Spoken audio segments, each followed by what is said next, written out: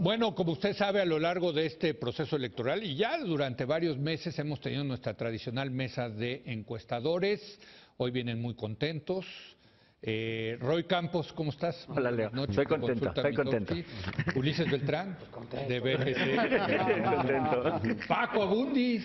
¿Cómo estás, Leo? Tu encuesta preelectoral fue la más cercano. Contento. Sí, ¿no? ¿O no? ¿Está contento? Y la del Financiero, los dos, ¿no? Sí, bueno, salvo que puso en segundo a mí. Es que depende en votantes. Bueno, no importa, en fin, usted fue muy bien, ¿no? Sí. Jorge, buen día. Radiante.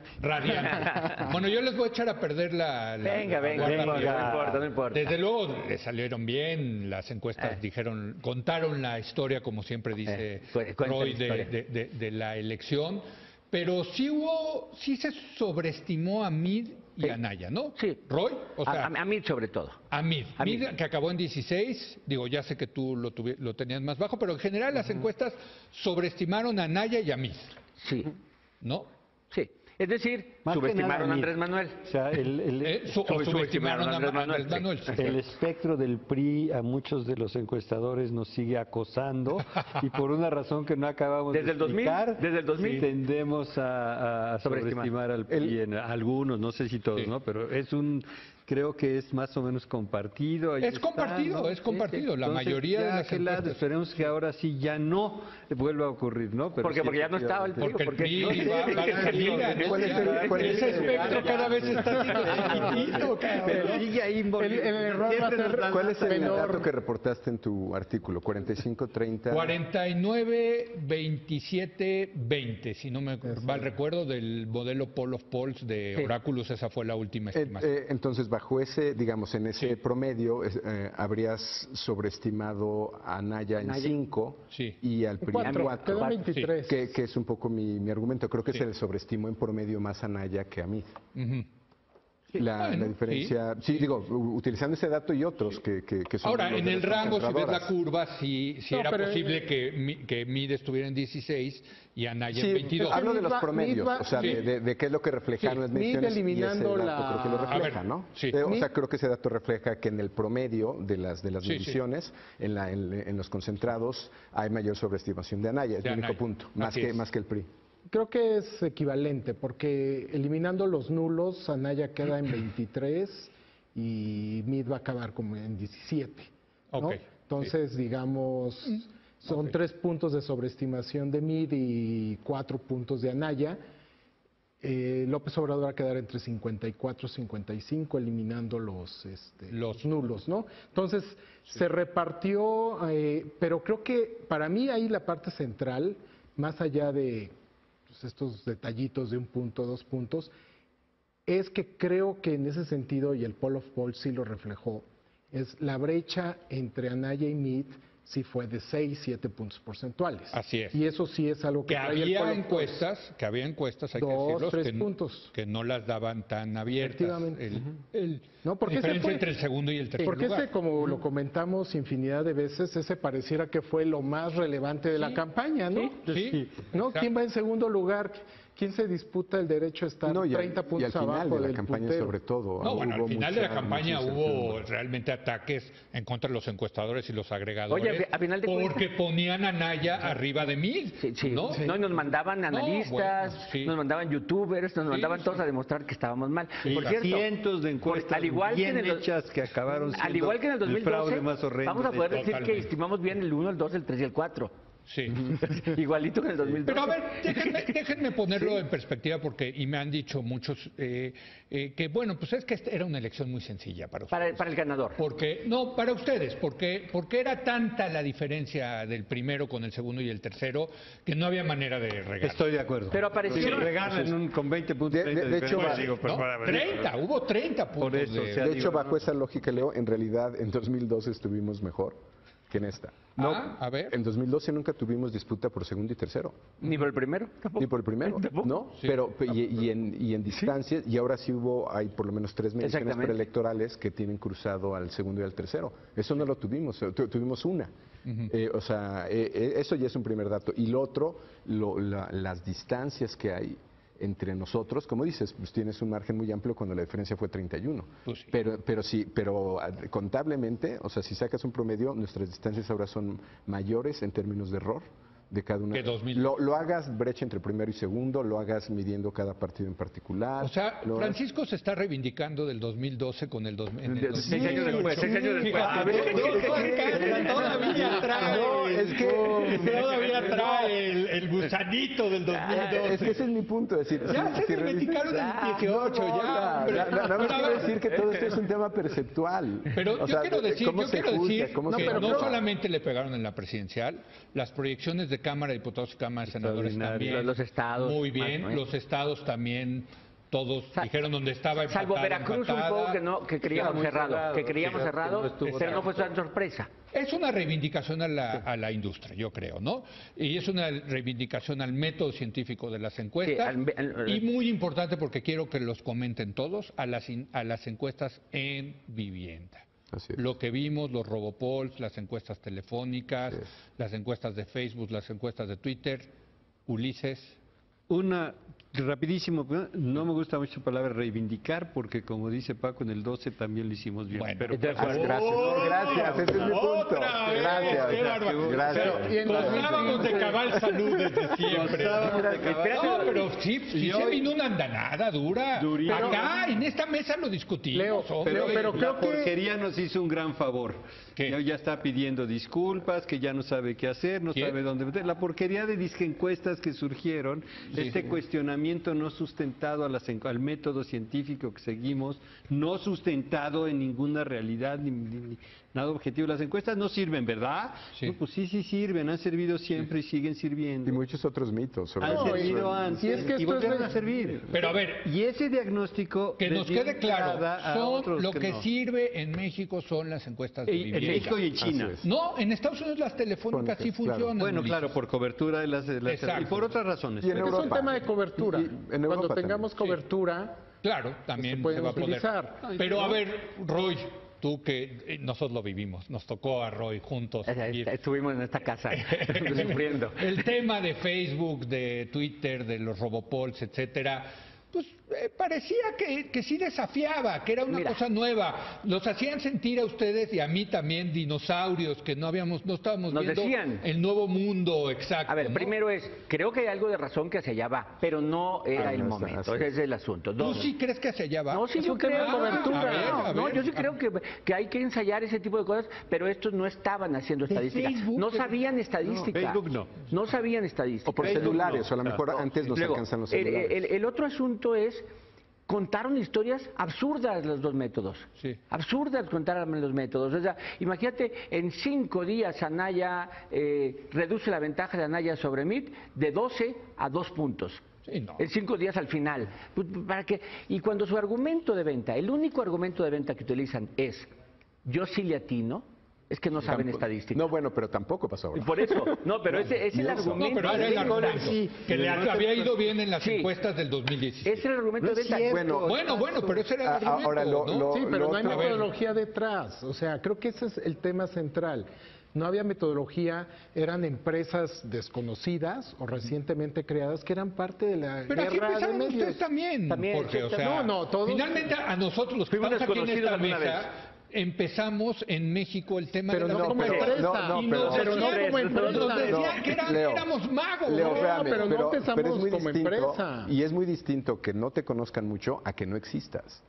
Para varias de estas, varios periodistas se dieron la tarea de ir a sus direcciones y nunca las encontraron. Sí. Bueno, esos siempre salen encuestas de propaganda. Sí, pero en esta ocasión, Leo, al final fue tan desesperado el intento del PRI por aparecer en segundo lugar, bajo el supuesto que esto le daría un voto útil y que a lo mejor no se iba al tercero. Yo creo que no esperaban ganar, pero no quedar tan abajo, que se hicieron cosas monstruosas. Bueno, a nosotros... Hay un video en el cual hay una lista de empresas diciendo que estaba en segundo, etcétera, ¿no? Bueno, a nosotros nos tiraron en Oraculus.mx, un día antes nos tiraron, fuimos objeto de un ciberataque, tuvimos que cambiar todo el sitio a otro. Que venía de China, ¿no? Pero nunca supimos, pero claramente estaban enojados porque decían que el Poll of Polls venía arriba Anaya y lo decían público y privadamente también. Exacto. Lamentablemente, algunos de los análisis que están clasificándonos y todavía meten algunos de estos, ¿no? A Roy lo comparan con Massive Caller, hazme favor. Sí. Bueno, con Pop, el cínico del de Pop Group, que hoy habla fue de los, que hace encuestas. No hace encuestas, es obvio, es propaganda. Que se pongan a analizar sus bases de datos y ahí podrán ver. Es un cínico. Bueno, es propaganda, es propaganda. Ahora, vámonos, déjenme, yo sí los felicito, de verdad los felicito, creo que gozan de cabal salud. También dice que ya gozaban del 2012, yo creo que las encuestas son uno de los grandes ganadores de esta elección, realmente fue impresionante, contaron la historia correcta, también hay que decirlo, fue una elección fácil en términos metodológicos de medir. El primero, el segundo y tercero no. Pero no fácil de contar la historia, ¿eh? Y Oráculos contribuyó a contar esa historia. Yo creo que también los agregadores, es una cosa que llegaron para quedarse, ¿no? Que hubo no solamente el de Oráculos, hubo otros 5, qué bueno. El País, Lo que hay que decirle a la gente es que entre más información haya, es mejor para la democracia. Claro. Y ustedes contribuyen eso, contribuyen los agregadores. Mucha gente que estaba en contra de López Obrador me decían, es que no tenían que publicar eso. No, claro que sí, hombre. Ese es un pensamiento autoritario, el decir, es que si no me gusta cómo va el candidato que no me gusta, mejor no lo publicas. Pues no. Pero se reivindicó, como tú dices, no. Se volvió a acreditar la pertinencia de un método. De unas personas también, si quieres, porque lo seguimos escrupulosamente. El método. Lo que importa y el público debe entender esto, hay una manera de hacer las cosas que está probada, que es científica, que tiene bases teóricas, que tiene bases y que tiene una gran experiencia detrás en México y en el mundo, que es seguir el método de selección aleatoria del respondente. Y que lo puedes hacer telefónica, Facebook, panel online, pero tienes que seguir el método. Y la manera como lo recojas es importante, pero no lo central. Lo central es el método que sigues para esta selección. Bueno, después de esta fiesta que tuvimos ayer, me voy a ir a una pausa, regresamos, nos va a quedar pocos minutos y quiero que cada uno de ustedes nos cuente qué creen que pasó en esta elección. ¿Por qué el tsunami a favor de López Obrador? Regresamos en un momento más. Bueno, estamos en un proceso celebratorio en la gran fiesta de nuestra tradicional mesa de encuestadores, que le adelanto, la vamos a seguir teniendo porque temas nunca van a faltar. Ahora vienen las consultas y los referendos. Consultas, referendo, popular, presidente, gobierno, temas específicos de políticas públicas, en fin, siempre se debe de pedir a la opinión pública y es un privilegio de verdad tener esta mesa aquí en Es la Hora de Opinar. Pero quiero su opinión, Ulises. Es un tsunami, no lo habíamos visto. ¿A qué se debe? Mira, y ustedes ya levantaron encuestas de salida, ya tienen algún tipo de información, y un panel que viste y tal, pero a ver, esto no pasa aquí, ha pasado en el mundo y es un fenómeno bien importante y bien interesante. El tremendo resentimiento con la situación, pero tremendo, 64 tiene opiniones negativas sobre el 74% en distintos temas. Pero cuando ves toda la lista, el 94% tiene por lo menos un agravio. Seguridad, economía, corrupción, ya ni me acuerdo de la lista, pero 94% de los mexicanos tienen agravio por lo menos en un tema. Luego, en una pregunta que hicimos en el panel de 0 a 10, ¿qué tan enojado estás? El 67% te da 7 o más. Es decir, estás agraviado, estás tremendamente enojado y obviamente la correlación entre eso y la preferencia electoral es altísima. O sea, todo este enojo, todo esto... El PRI, que era el Partido de la Continuidad, entró perdido. Perdido, pero no perdido, perdidísimo. O sea, hay un agravio que rebasa incluso, la percepción rebasa la realidad por mucho. Eso es más o menos tradicional, siempre la percepción es distinta de la realidad económica. No tenemos una situación económica... No estamos en crisis. Ni de lejos. La respuesta pareciera que estamos en el fondo... Peor que en los... O sea, tú que llevas tus... Peor que en los 80s y 90s. Te voy a comparar este dato Fíjate nada más. Te voy a decir, se compara, solo Grecia, después de su crisis, tiene mayor percepción negativa, y la que le sigue a México, en segundo lugar México, y en tercer lugar Finlandia en 2015, que como tú sabes es un desastre económico espantoso, 10% de desempleo, que en ese país es una barbaridad. ¿Qué pasó? Yo creo que la suma de estas dos cosas coaguló un voto en contra, clarísimo. Interesante, pero porque a nosotros sí nos tocó vivir los 80 y los 90 y la verdad ni diferencia. Nada, de lo que... ves, mira, comparas, o sea, es más... Esas sí eran crisis y no jaladas. La inflación. Concluyo con esto, Leo. Sí. Percepción negativa de la economía 2000, 1997 de este tamaño, 2000 de este tamaño, 2018 de este tamaño. O sea, 2 veces más grande que la de la gran enojo. A ver, Roy. A ver, coincido que esto se veía venir del mundo. O sea, no es México ¿no? Si los investigadores podían haber venido Grecia, España, Guatemala, el Bronco aquí mismo, Trump, o sea... Oye, el Bronco le fue muy bien, por cierto, hay que decirlo. Sí. O sea, se llevó 5 puntos. Muchos votos. Muchos votos. Pero eso sí, pero bueno, algunos se lo esperaban. Bueno, entonces se podía ver venir. Claro. Esta era un destino manifiesto, creo que el PRI perdiera, creo que sí. Pero que el PAN perdiera, puede que no. Exacto. ¿No? Entonces, bien, si en diciembre veíamos, era una elección que podía competirse, que el PAN podía competir. Pero creo, que el único que leyó bien la elección, ese tipo de cosas, el único que la leyó bien fue López Obrador. Y el PAN la leyó mal. El PAN creyó que era una elección anti-PRI, no anti-régimen, no anti-todo. Y entonces se montó solamente en criticar al PRI sin entender que él iba en ese paquete. El coraje. Entonces el PAN leyó mal la elección, Morena la leyó bien. Pero no era una elección perdida para el PAN. Entonces ganó la mejor campaña. O sea, así tal cual, ganó la mejor campaña. La campaña de Morena fue muy buena. El enojo y el cambio. Sí. La esperanza, el cambio. Y el PAN hizo una mala campaña. Sí. Ahí sí, Paco, totalmente de acuerdo. Sí. A ver. No puedo estar más en desacuerdo. No, está bien, muy bien, qué bueno, venga. No, bueno, no es, digo, y creo que se plantea como otra explicación, un dilema no es que esto fuera condena y estuviéramos destinados a esto, pero ciertamente hubo un momento donde Ricardo Anaya estuvo más cerca.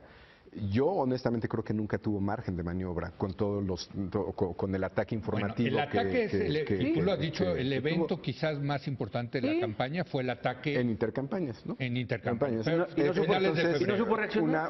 Una pregunta, yo creo, y esto lo conversamos la semana pasada en Banamex, en la comida que suelen hacer, es si dado el contexto que había, se podía descontar a mí, ¿no? Digo, injustamente por toda la carga de la administración, del priismo, del propio presidente. Entonces tenías 2 opciones. Yo creo que estaba muy complicado competirle al antisistémico.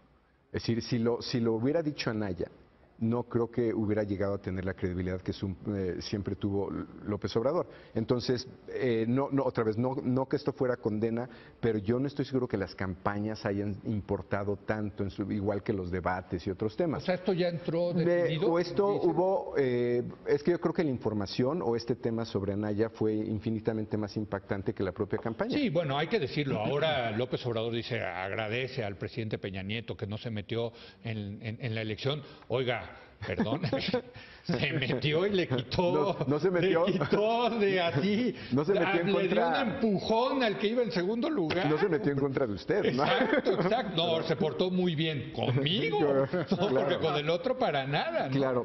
Bueno, esa es otra forma de ver este proceso. Creo que Jorge. Vemos el inicio de campaña, si tú quieres, diciembre, enero, la ventaja de López Obrador era de un dígito. Sí. ¿No? Estaba, digamos, eventualmente se podría competir. Peleable. Y particularmente porque compartían electorado opositor, ¿no? Juego de suma cero se podía cerrar. Lo que después ocurrió ahí fue crecimiento de López Obrador, caída de Anaya, ciertamente correlacionado con las acusaciones de lavado de dinero. Pero hay que pensar también qué fue lo que hizo diferente López Obrador en relación a otros momentos. El personaje no cambió. En términos, digamos, de su discurso. ¿Alguien dice que sí? Actitud sí cambió. No, pero sí hubo para cosas... empezar, la Cruz Azulió, ¿no? En esta ocasión. No, a lo que no voy cometió es... La Cruz Azulió. Es a lo que voy. Leo, Leo, pero es a lo que voy. Hubo cambio en la demanda, en el contexto, pero también por el lado de la oferta, primer cambio en relación a 2006, no se peleó con el presidente. Sí. ¿No? En 2006 el cállate chachalaca, que fue brutal. De esa aprendió. No te pelees con la banda. Segundo, se reunió y se alió con todo mundo. Sí. ¿No? En 2006, las crónicas de hablamos después de la elección, ¿no? Me siento con los empresarios. No, con Pati Mercado, con el Berter Gordillo.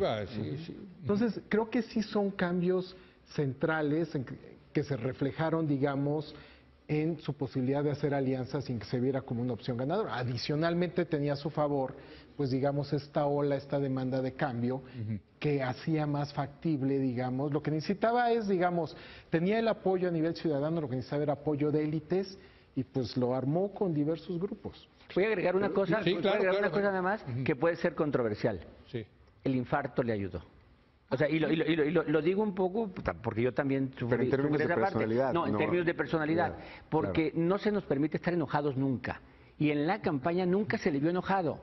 O sea, también le ayudó a estar arriba, pero siempre estaba divertido. Iba. Hubo un momento con los empresarios que se empezó a calentar. Pero eso, o sea, tenemos que tener una actitud de decir, no nos podemos enojar así. Sí. Pero ese cambio de actitud también conecta más con la gente. Y estuvo divertido. Lee perfectamente la coyuntura. Sí. Y hace la más brillante campaña, sin lugar a dudas, que vimos este año. Claramente. Sí. O sea, el tipo se levantó a las 5 de la mañana todos los días, se fue al aeropuerto, tomó un avión. Buenos spots. Hizo comunicación, todo. Y lo más importante, esta opción populista, que quiero ser muy claro, no tiene un contenido valorativo, es un contenido descriptivo, ¿no? O sea, empieza por ellos y nosotros. Sí. Y fue magistral la magia del poder contra el pueblo puro y tal. Y ese fue el leitmotiv todo el tiempo. Sí, que si se enojó, que si no se enojó, que tal. No, mantuvo una brillantísima campaña en términos de ejecución y en términos de mensaje. ¿Y qué tal ahora ver a la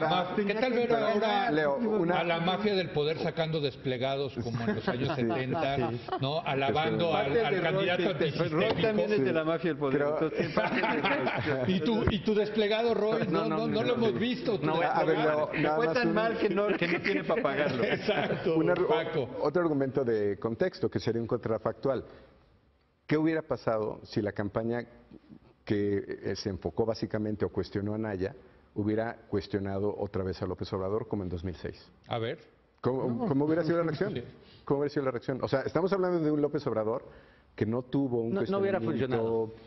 No sé. ¿Tenía teflón? Eso es lo que dice. Sí, no sé. O sea, mira, o ya se le dijo pero él cómo hubiera reaccionado. Pues dice que no se podía enojar. No por eso, pero imagínate que... Intentaron.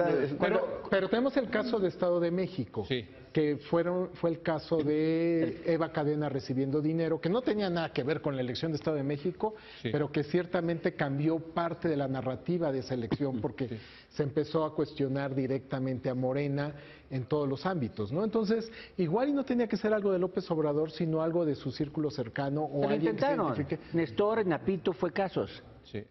Sí se intentó. Pero todo pero nada que ver como lo que sugiere Francisco de un ataque, digamos, o crítico como en 2006. Bueno, señores, ya nos tenemos que ir. Felicidades de nuevo y nos seguiremos viendo por lo menos una vez al mes para revisar el estado de la opinión pública. Seguirán ustedes desde luego publicando, eso espero, en los medios de comunicación, información relevante. La opinión pública sigue, es importante una democracia y pues felicitarlos, desde luego. Gracias a ti. Leo. Gracias Roy, gracias Jorge, gracias Ulises. Encantado. Nos veremos pronto. Gracias a usted por habernos acompañado. Yo lo espero mañana en punto de las 10 de la noche, cuando otra vez sea la hora de opinar. Aquí nos vemos.